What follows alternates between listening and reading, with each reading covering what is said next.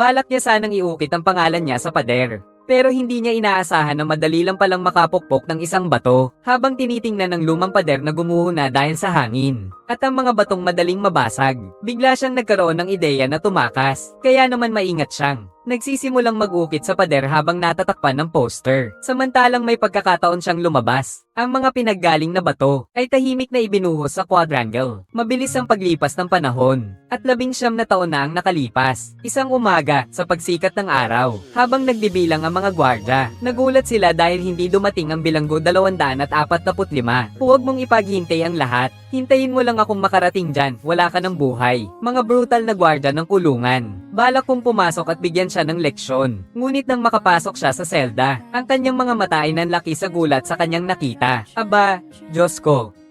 Isang mamamatay tao ay tahimik na nawala sa isang mahigpit na bantay na bilangguan. Ang balitang ito ay parang kidlat mula sa malinaw na langit, nagpataas ng gulat sa buong Shawshank. Ang pinakamatinding may kapangyarihan na warden ay dumating matapos marinig ang balita. Ang kanyang isipan ay puno ng mga pagdududa. Pinag-iisipan niya na si Andy at si Red ay hindi maaaring maghiwalay. Tiyak ay may lihim na balak, ngunit nang subukan niyang alamin ang katotohanan mula kay Red, ang kanyang nakuha ay isang walang laman na sagot. Kayo'y dalawa'y lagi na lang magkasama. May sinabi sigurado siya. Bundok, ulat sa warden, wala po. Himala naman iyon.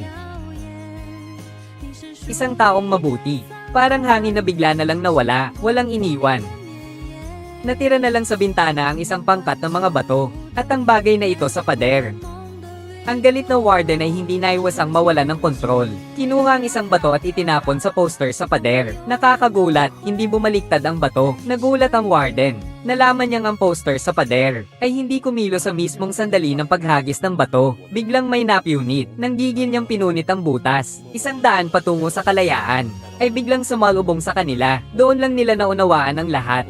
Na matagal na palang nakalaya si Andy. Ito ay isang pelikula na kinikilala bilang pinakamahusay sa kasaysayan ng sinehan sa buong mundo. Isa itong pelikula na kailangang mapanood sa buhay. Isang kaso ng pagpatay noong 1947 na may kinalaman sa isang banker na tinatawag na Andy. Nang walang sapat na ebidensya, dinala si Andy sa kilalang-kilala sa Amerika na Shawshank Prison. Makikita ang isang grupo ng mga bilanggo na masayang tumakbo palabas upang salubungin. Ang hanay ay mukhang napaka-impressive. Ang bagong dating na bilanggo ay natatakot at hindi mapakali. Si Red, ang nag-iisang maalam sa lahat ng bagay, ay nagsimula na namang makipagpustahan sa kanyang mga kaibigan. Ang mahina at payat na si Andy. Kaya nga ba ang unang iiyak sa mga bagong dating? Samantalang ang mga kapwa bilanggo ay nakatuon ng mga mata. Sabay-sabay silang tumingin doon sa matabang lalaki na puno ng takot, habang ang warden ay naghahanda upang magbanta. Isang hindi matino na preso ang huminto sa kanya. Kailan tayo kakain? Ang mga salitang iyon ay parang tinik na nagpasik ng galit sa puso ng gwardya. Walang kaluluwang binigyan siya ng palo. Ang pamalo na ito ay hindi lamang isang parusa para sa kanyang kawalang galang, kundi isang babala para sa lahat ng mga nagkasala. Kapag sinabi naming kumain, kumain ka. Kapag sinabi naming dom umi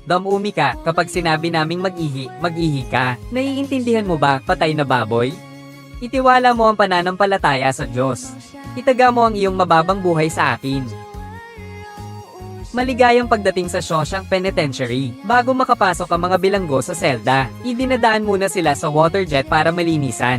Pagkatapos, sinisilihan sila ng pulbos na pampataykot. Ngunit ang unang gabi sa bilangguan, ang pinakamahirap sa isipan ng bawat isa, puno ng walang katapusang pagsisisi. Pinatay na ng gwardya ang huling ilaw. May mga lihim na pakikibaka sa loob ng bilangguan. Sinimulan ng inisin ng mga matatanda ang mga baguhan. Tutulungan kitang makisalamuha. Ipapasok kita sa sistema. May kilala akong ilang malalaki at malalakas na tao. Gusto nilang makisama sa'yo. Lalo na't mayroon kang bilugan at mapuputing pisngi. Nako! Ayoko sa kulungan. May nanalo na. Uuwi na ako. Ang pag-iyak ng mataba ay parang baha na sumabog. Sumisigaw siya ng buong lakas, uuwi na ako. Ang kanyang pag-iyak na puno ng kawalan ng pag-asa ay umalingaw-ngaw sa selda. Ngunit hindi siya nakakuha ng kahit kaunting pakikiramay mula sa mga matatandang preso. Sa halip ay pinagtawanan at pinapalakpakan nila siya ng may panunuya. Nagising ang mabangis na kapitan dahil sa ingay ng kumukulong tubig. Pagbukas ng pinto, biglang tumahimik ang loob ng kulungan. Ang matabang lalaki lang ang tulala pa rin. Pakawalan mo na ako, please. Huwag mo akong ikulong. Ayokong mabilang hanggang 3, kahit isa ayoko na. Kung hindi ka titigil, ipapahamak kita. Manahimik ka. Manahimik ka nga, may problema ang hatol. Hindi ninyo naiintindihan, hindi ako dapat makulong. Buksan ng pinto ng kulungan. Ayaw ko ring makulong.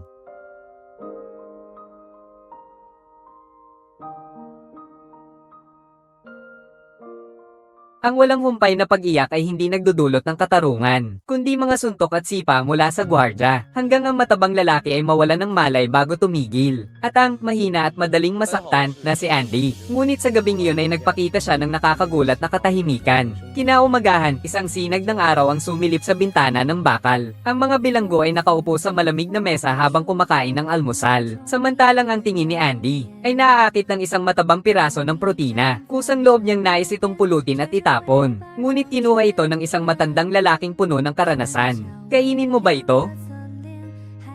Wala akong ganong balak.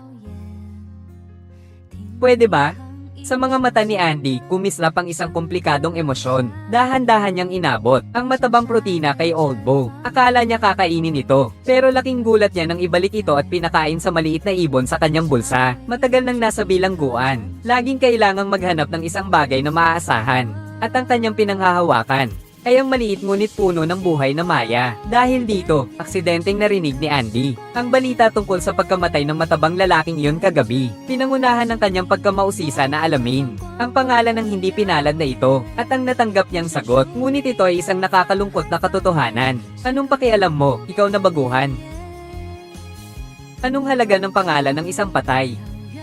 Napansin ni Andy na kumaibat ang kanyang mga mata. Naisip niya ang kanyang magiging kalagayan sa hinaharap at nagmuni-muni. Sa mga susunod na araw, araw-araw pa ulit-ulit ang ginagawa ni Andy. Isang monotonous at nakakapagod na trabaho. Akala ng lahat na siya ay isang tapat at matapat na tao. Ngunit hindi nila inakala na siya ay makikipag-ugnayan sa eksperto sa loob ng bilangguan.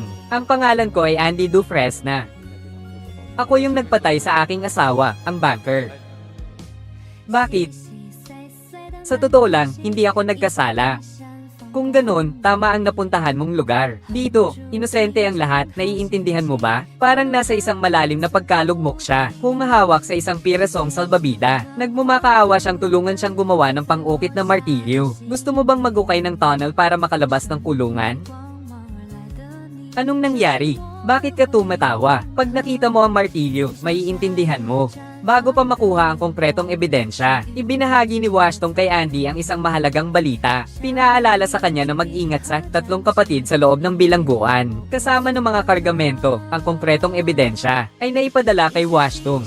Habang tinitingnan ng maliit na bagay na ito, hindi maiwasang magngisi siya sa pagiging labis ng kanyang pag-aalala. Ang maliit na bagay na ito, kailangan pang maghukay sa matibay na pader ng bilangguan. Kailangan ng hindi bababa sa 600 taon. Pagkatapos mag-relax ng bantay, ibinigay niya ang martilyo kay Old Bo na nag-aalaga ng mga maya. Ginamit ni Old Bo ang oras ng pagpapadala ng sulat para ipadala ang martilyo kay Andy. Ngunit hindi pa nagsisimula ang plano ni Andy na tumakas. Dumating na ang tatlong magkakapatid mula sa loob ng piitan. Mag-ingat kayo, baka pagkaguluhan ko kayo. Huwag kang magingay, baby. Pinaligiran nila si Andy. Gagawin nila ang masama sa kanya. Mula noon, madalas may mga sugat ang mukha ni Andy. Minsan nananalo siya, pero kadalasan talo siya. Hindi naman palaging malungkot ang mga araw. Laging may magagandang bagay na nangyayari. Sa Mayo, makakalabas kami mula sa mainit at mahalumigmig na bahay. Kailangan ayusin ang bubong ng bilangguan.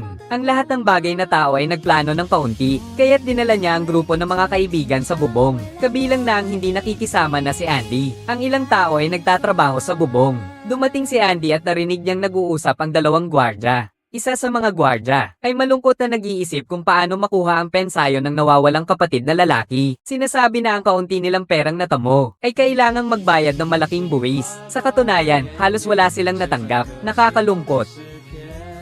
Dumaan na Diyos ng pera. Ngunit pagkatapos marinig yon, nagkaroon si Andy ng isang matapang na ideya. May mga tao talagang malas. Andy, nababaliw ka na ba? Mag-focus ka sa trabaho. Kitang-kita siyang ibinaba ang gamit na hawak at lumapit sa gwardya. Ang lalaking ito ay parang nababaliw na. Hindi siya nagpaka-bother kahit na pinigilan siya ng mga kasamahan sa piitan. Diretso siyang lumapit sa gwardya. Nagbigay siya ng isang tanong na tumatagos sa puso. Ginoo Haley, nagtitiwala ka ba sa asawa mo? Ang saya-saya. Mas sasaya pa yan kapag wala ka ng ngipin. Ang ibig kong sabihin, hilahin ka kaya niya pabalik? Pagkarinig noon, napasinghap ang mga kapwa preso niya. Agad siyang hinailan ng gwardya sa kwelyo papunta sa gilid ng pader. Itutulak daw siya mula sa taas. Ngunit kalmado lamang na sinabi ni Andy sa kausap, may paraan daw siya para makuha ang buong pensiyon. At mapapakinabangan pa ng kanyang asawa, ang karagdagang $30,000. Ano raw? 35,000? Lahat ng iyon? Walang bawas? Huwag mo akong lokohin.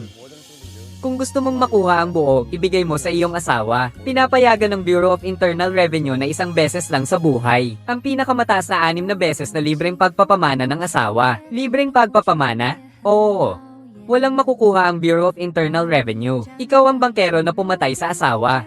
Kung maniniwala ako sa'yo, magiging kapalaran ko rin kaya tulad mo? Ganito ang itinakda ng batas. Pareho lang din yan kung tatanungin mo ang Bureau of Internal Revenue. Pagkatapos, may kondisyon siyang sinabi kay Andy. Yung ipapainom muna niya sa mga kapwa preso niya ng ilang bote ng beer ang bawat isa. Kasi ang mga taong gumagawa ng illegal na gawain, may dignidad lang sila kung may maiinom silang alak. Isang bantay sa kulungan ng ngumiti ng may pang-iinsulto. Pero dahil sa tukso ng pagiging tax exempt, pumayag pa rin ang kapitan sa kahilingan niya. Anong tinitingnan-tingnan ninyo riyan? Magtrabaho na kayo. Para makuha niya ng maayos ang malaking pensiyon, bumili siya ng ilang kahon ng serbesa gamit ang sarili niyang pera para makalasing ng husto ang mga preso. Si Andy ay nakaupo sa gilid ng pader at tahimik na nagpapahinga. Sinisikatan siya ng araw, partikular na maliwanag. Nakita ni Manlilikha ang ngiti sa mukha ni Andy. Naiintindihan niya na sa sandaling ito ay komportable ang lahat. Lahat ay nag-enjoy sa sandaling kalayaan na ito. At ang halaga ng kalayaan ay ang kanyang pagkukulong dito sa loob ng ilang dekada. Dahil sa kakaibang tadhana, si Manlilikha at Andy ay naging magkaibigan na. Nagkasama sila sa paglalaro ng chess at nag-usap ng mga saloobin. Iminungkahi ni Andy na mag-ukit ng isang set ng chess. Habang nagpapalipas ng oras, lumikha rin ng bagong kasiyahan para sa kanilang dalawa. Ngunit sa mundong ito na may 4 na sulok, mahirap maghanap ng tamang bato. Mukhang nakahanap ka ng tamang tao. Maliban sa babae, kaya ko lahat gawin. Ikaw na ang bahala sa chessboard, ako na ang mag-uukit ng mga chess pieces. Gagamit ako ng alabaster at soapstone. Ano sa tingin mo? Aabutin siguro yan ng maraming taon para maukit. Marami naman akong oras, ang kulang lang ay bato. Para maibalik ang pagtanggap sa akin noon ng inumin. Kusa silang naghanap ng mga bato para sa pag-uukit. Minsan, binibigyan ng mga gawain ng mga bilanggo para may magawa sila. Halimbawa, kapag nanood ng pelikula, ang hitsura ng pangunahing babae, puno ng alindog. Talagang nakakakuha ng pansin. Habang pinapanood ang kanyang mga galaw sa screen, si Andy ay humingi ng tulong kay Juan Shitong para makakuha ng isang poster niya. Bawat araw ay tinitingnan ng magandang babae sa pader upang malibang. Ang dalawa ay may malalim na kahulugan. Ngunit sa daan pabalik ni Andy, lumabas muli ang 3 magkakapatid. Ang kaibahan ngayon ay masyado ng malupit. Direktang ipinasok si Andy sa klinik at nagpahinga ng 1 buwan. At dahil dito, nagdusa ang 3 magkakapatid. Binugbog sila ng gwarda ng bilangguan na nakatanggap ng pensayon.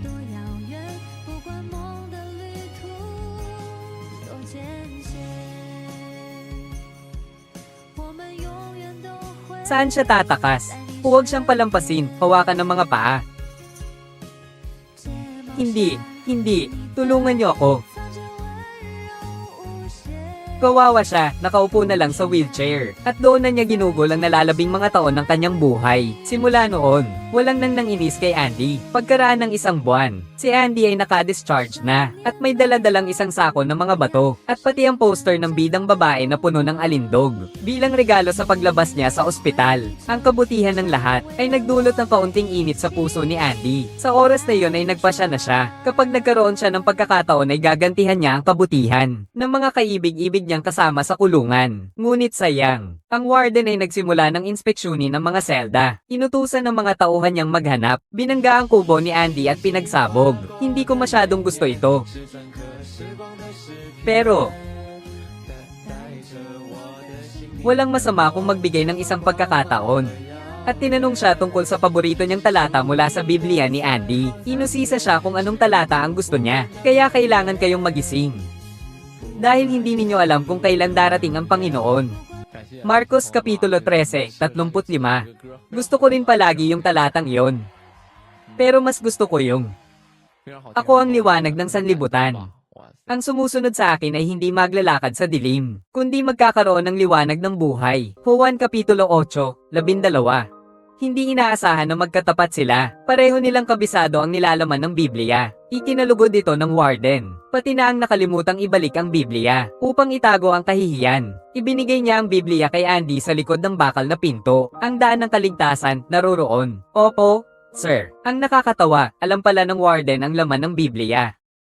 Makalipas ang ilang araw, bigla na lang inilipat si Andy sa library. Doon siya nagtrabaho kasama ang matandang si Brooks. Dito, hindi na kailangan ng pisikal na trabaho. Ang kailangan lang ay itala ang pangalan ng mga umuutang ng libro sa loob ng maraming taon. Ang aklatan ay pinapamahalaan ni Old Bloom mag-isa. Wala rin siyang kahit na anong katulong.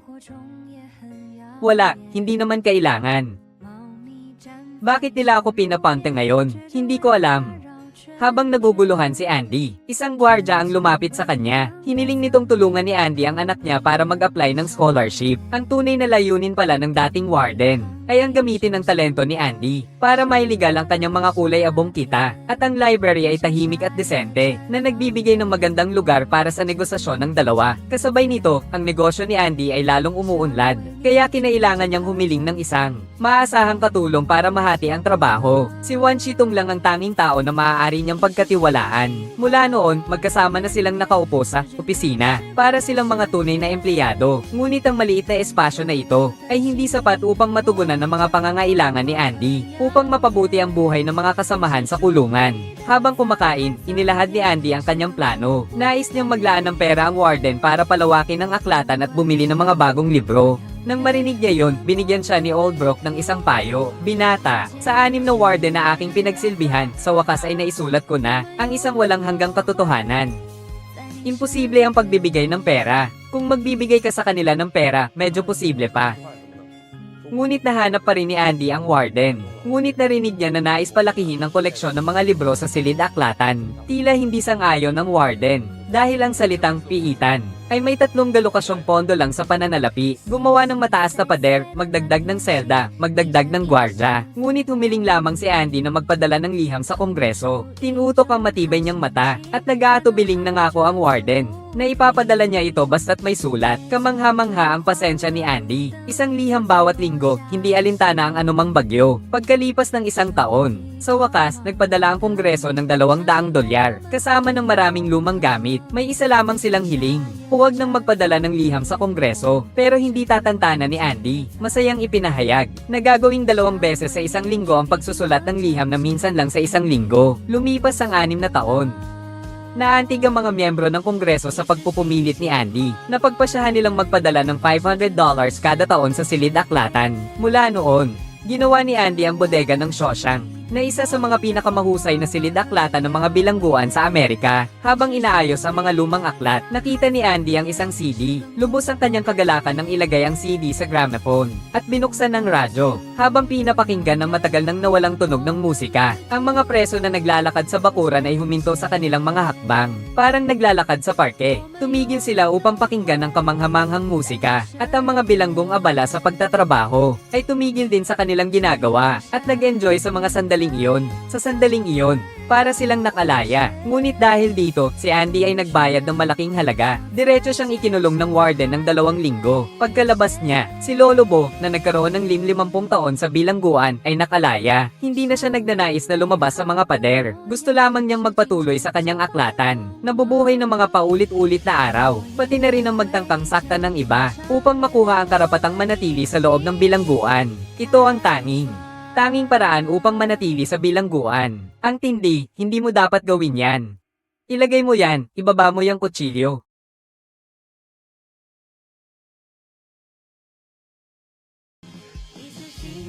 Wala kang magiging problema. Wala daw siyang problema. Sinong tatanungin ako? Halos putulin ng matandang iyon ang lalamunan ko. Mas marami pang dugo ang dumadaloy kapag nag-ahit ako. Inaasikaso lang siya ng sistema. Sistema ng anong kalokohan?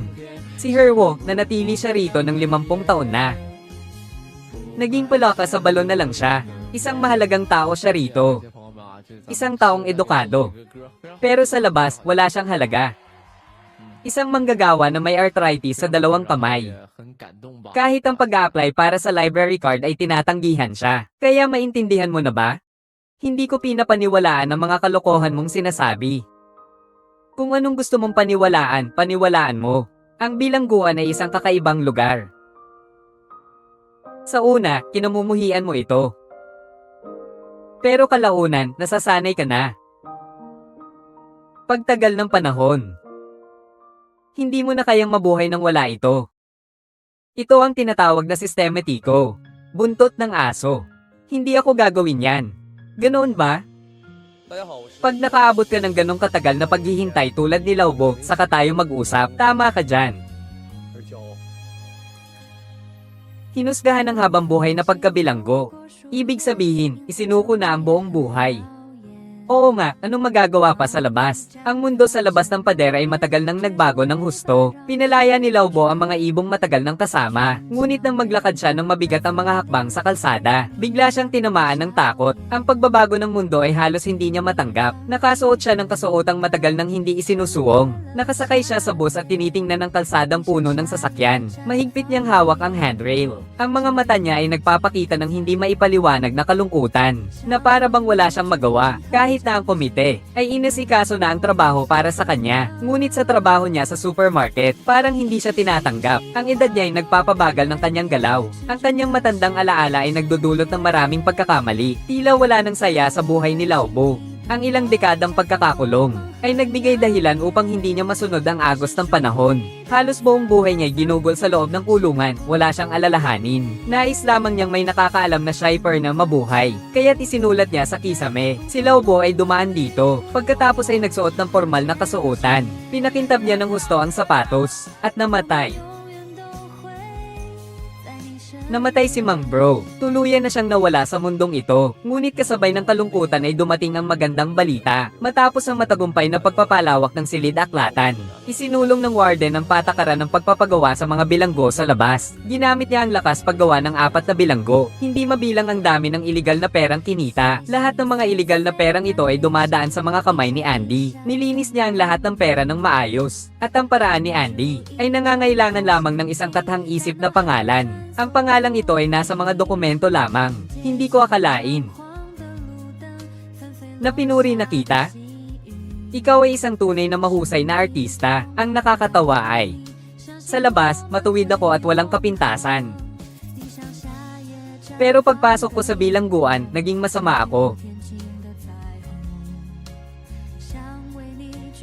Ilang araw ang nakalipas. Isang bagong batch ng mga preso ang dumating at nagbukas ng isip ni Andy. Isa sa kanila ay isang masayahing bata na ang pangalan ay Tommy. Simula pa noong 13 taon siya ay lumipat-lipat sa iba't ibang bilangguan. Dahil sa pagdating ni Tommy, ang buong bilangguan ay napuno ng buhay. At dahil sa kabataan at sigla ni Tommy, nagmungkahi si Andy na siya ay aktibong sumali sa pagsusulit. Kung kinakailangan, handa siyang magbigay ng tulong. Ayaw na ring magpatuloy ni Tommy na parang walang kabuluhan ang buhay. Simula noon, naging magtuturo at mag-aaral sila. Nahanap nila ang paraan para malampasan ang mahabang panahon. At mabilis nilang hinarap ang pagsusulit. Si Tommy, na nakatapos ng sumagot sa exam, ay nag-akala na bagsak siya. Kaya dinurog niya ang sagutang papel at itinapon sa basurahan. Ngunit si Andy ay may tiwala sa kanyang edukasyon.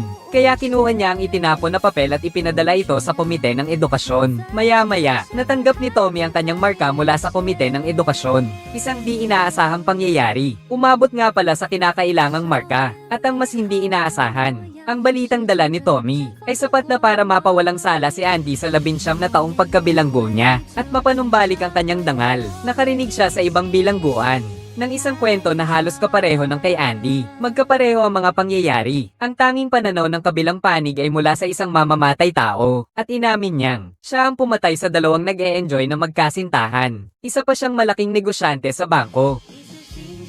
Ang kasalanan ay ipinasa sa kanyang asawa. Si Andy na napawalang sala ay agad na pumunta sa opisina ng warden at humiling na arestuhin ng tunay na salarin. Pero ang warden ay palaging nagdadahilan. Malinaw na ayaw niyang palayain ng tao. Sino ba naman ang gustong sumuko sa kanyang instrumento tungo sa kayamanan? Kung mapapalaya lang ako, hindi ko sasabihin ang tungkol dito. Dahil tinulungan kita sa paglalaban ng pera at kapwa tayo may sala. Huwag mo na akong pag-usapan ng pera, ikaw na batang ito. Nasaan? Ang gwardya ay papasok agad. Gusto ko lang na maging kalmado ka, at iyon lang. Isang buwan na solong pagkakabilanggo. Paano mo nagawa yon? Bakit mo siya dinala? Ito lang ang pagkakataon ko para makalabas ng bilangguan. Dinala mo siya? Ito ang buhay ko. Ang wagas na galit ng warden. Isinara si Andy sa loob ng isang buwan sa selda, at kinausap si Tommy sa isang madilim at maangin na gabi. Ang mga kumikinang na mata ni Tommy sa dilim, ay nakatingin sa mapagkunwari ang warden. May pag-asa na may salba niya ang kanyang guro. Nakarinig siya ng tanong mula sa warden, kung kaya ba niyang magsabi ng totoo sa harap ng hukom. Walang pag-aalinlangan na sumagot si Tommy. Oo. Walang pag-aalinlangan. Ang nakakatawa, nang marinig niya ang sagot, ay tinapakan ng warden ang kanyang sigarilyo, at sininyasan ng sundalong nasa bantayan sa dilim, na magpaputok. Isang binata na may maliwanag na kinabukasan, ay namatay na sa loob ng kulungan. Sigurado akong narinig mo na. Talagang malupit. Ang batang lalaking ito. Isang taon na lang ang natitira niyang sentensya, pero sinubukan pa niyang tumakas. Labis na nalungkot si Andy nang marinig ang balitang ito. Ayaw na niyang gumawa ng anumang gawain para sa warden. Pero may plano din ng warden para sa kanya.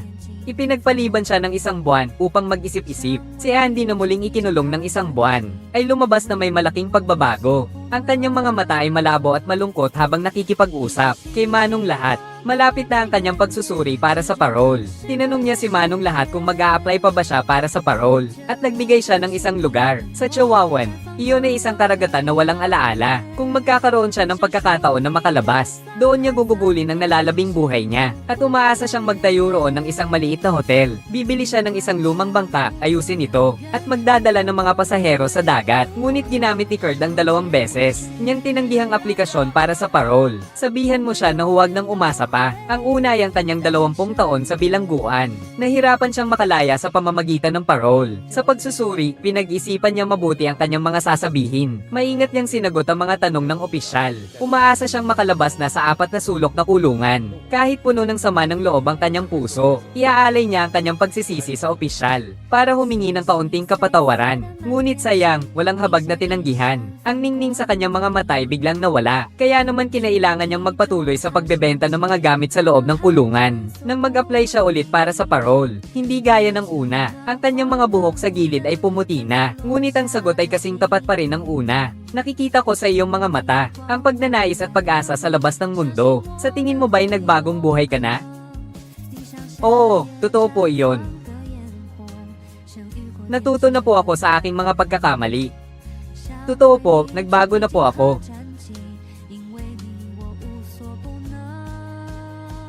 Hindi na po ako magiging panganib sa lipunan. Nangangako ako sa Diyos. Ngunit gayon pa man, walang habag na tinanggihan. Lalo pat ngayon si Andy ay nakakapagpayaman sa warden. Hindi niya hahayaang makatakas ang kanyang kasangkapan sa paglalaban ng itim na pera. Tama naman ang sinasabi mo. Kahit sa dulo ng mundo. Basta't kailangan pumili ng isa. O magpakabala sa buhay. O magpakabala sa kamatayan.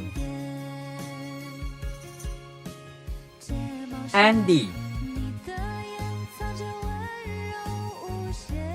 Red. Kung balang araw makakalabas ka, tulungan mo ako, walang problema.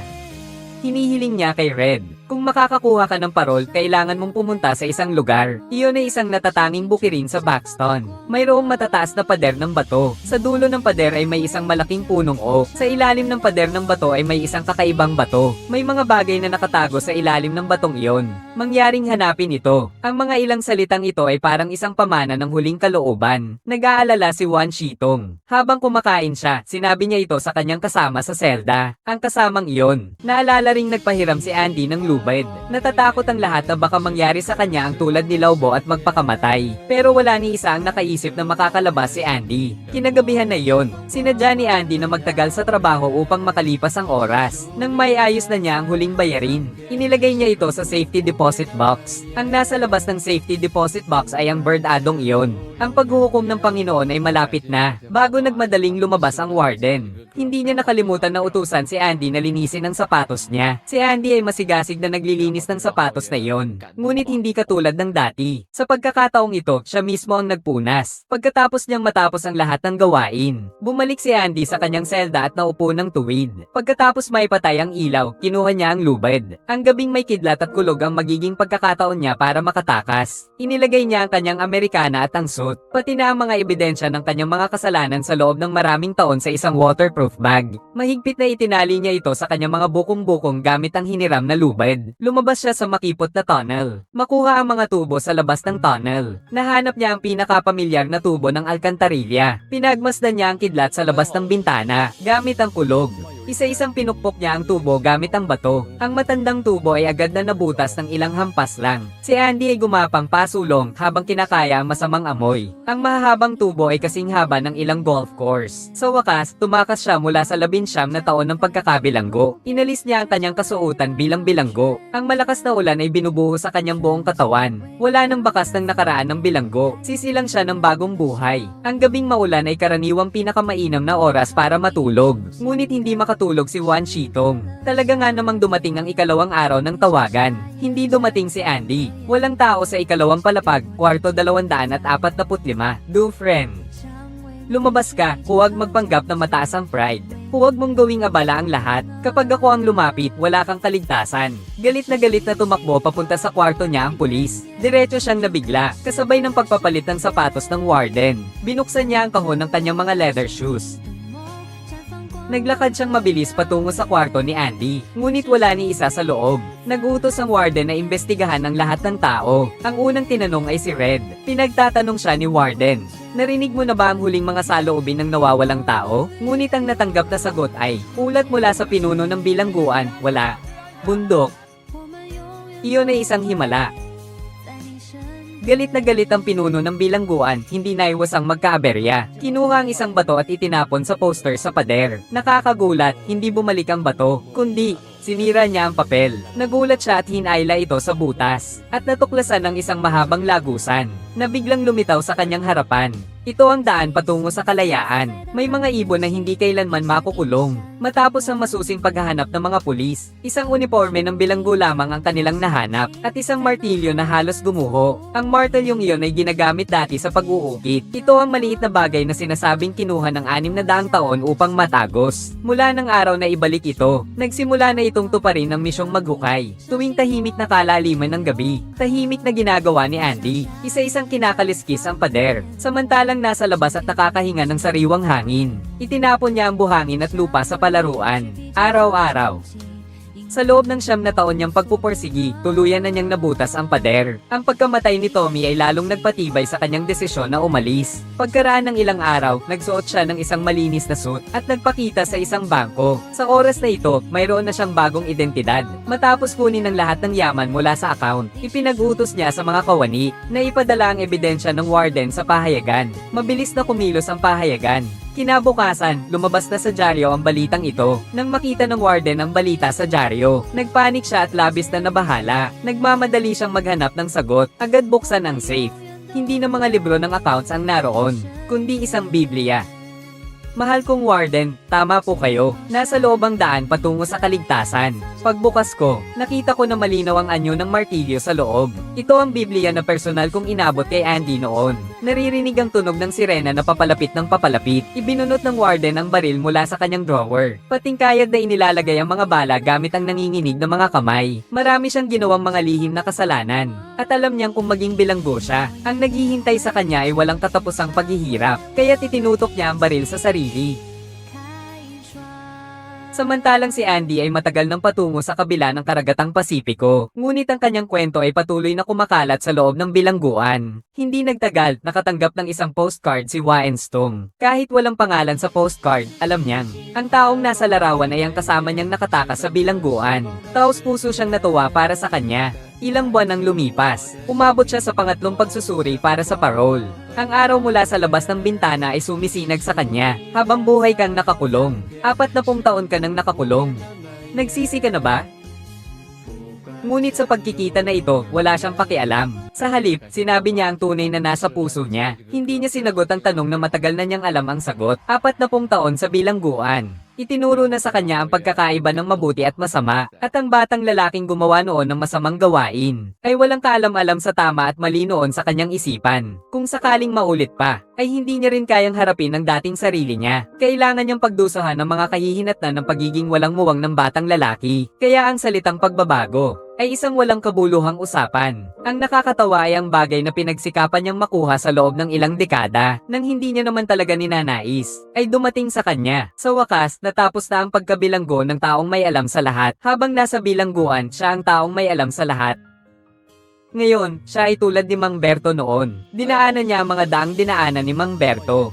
Nanirahan pa nga siya sa bahay na tinirhan ni Mang Berto. Pati ang pinagtatrabahuan niya ay pareho rin. Ang washroom ay ganap ng naging institusyonalisado. Sa trabaho, kailangan pa mag-ulat kapag pupunta sa banyo. Ang manager ay matagal nang nagtiis pero muli siyang pinagsabihan. Huwag nang mag-ulat kapag pupunta sa banyo. Pero hindi pa rin siya makasanayan ng buhay sa labas. Pati nga, gusto niyang lumabag sa mga alituntunin, para lang makabalik sa bilangguan at doon na maghirap habang buhay. Ngunit naalala niyang may mga utos si Andy na hindi pa natutupad. Bumili ng compass si Washtong upang hanapin ang yaman na nakabaon sa ilalim ng lupa. Sinunod niya ang address na sinabi ni Andy. Dumating siya sa damuhan ng Buxton, sa dulo ng mahabang pader ng bato. Talaga nga, naroon ang malaking puno ng oak na binanggit ni Andy. Sa ilalim ng puno ng oak, natagpuan niya ang bato. At sa ilalim ng magandang bato, may nakabaong kahon. Pagbukas, may mga perang papel at isang mensahe. At humihiling ng tulong mula kay Manong para sa kanya, upang magkasama nilang pamahalaan ang barko ng pag-asa. Mahal kong Red. Kapag nabasa mo ang liham, ibig sabihin ay napalaya ka na. Red, tandaan mo, ang pag-asa ay maganda. Maaaring ito ang pinakamagandang bagay sa lahat. Ang magagandang bagay ay hindi kailanman nawawala. Malayo na tayo, konti na lang, magtiis ka pa. Naalala mo pa ba ang lugar na yon? Shawshank. Ang liham na ito ay parang isang apoy. Binalikan nito ang pag-asa ni Red sa buhay. Inayos niya ang kanyang mga simpleng gamit at nagsulat ng mensahe sa tabi ng huling habilin ni Broad. Magkaiba ang direksyon nilang dalawa. Isa ay puno ng pagkabigo patungo sa mga bisig ng kamatayan. Abala sa pagtakbo patungo sa bagong buhay. Ngayon, siya ay malapit na magsimula ng paglalakbay ng pag-asa. Ang daan ay pinaliligiran ng kaligayahan at kabutihan. Sa huli, natagpuan niya ang asul na dagat na walang alaala. Ang malamig na simoy ng hangin ay humahaplos sa kanyang pisngi. Sana'y sa puso ng taong maraming alam. Parang damong ligaw na tumutubo. Nakikita niya ang kanyang mga dating kaibigan na nag-aayos ng sirang bahagi ng kanilang bangka. Labis ang tuwa ng taong maraming alam. Kasabay nito, nakita rin ni Andy ang matagal na niyang hindi nakikitang kaibigan. Ang dalawang nagkalimutan na ay masayang nagyakapan sa dalampasigan. Oo nga, paglingon. Ang maliit na bangka ay dumaan na sa libo-libong bundok. Kapag ang ating kaluluwa ay malaya, ngunit tinatali ng mga di nakikitang tanikala. Tayo ba ay parang matandang silo? O nawawalang pag-asa na si Red? O marunong at matalinong si Andy? Sa totoo lang, silang lahat ay nagpapahayag ng parehong katotohanan. Pero ipinapakita lamang ito sa iba't ibang mga pananaw. Halina't pahalagahan ang kagandahan ng pag-asa. Kaya, huwag mong ikulong ang sarili mo sa bilanggo ng iyong puso. May mga ibon na hindi pwedeng ikulong dahil ang kanilang mga pakpak ay kumikislap ng liwanag ng kalayaan. The Shawshank Redemption. Chuan FTANMO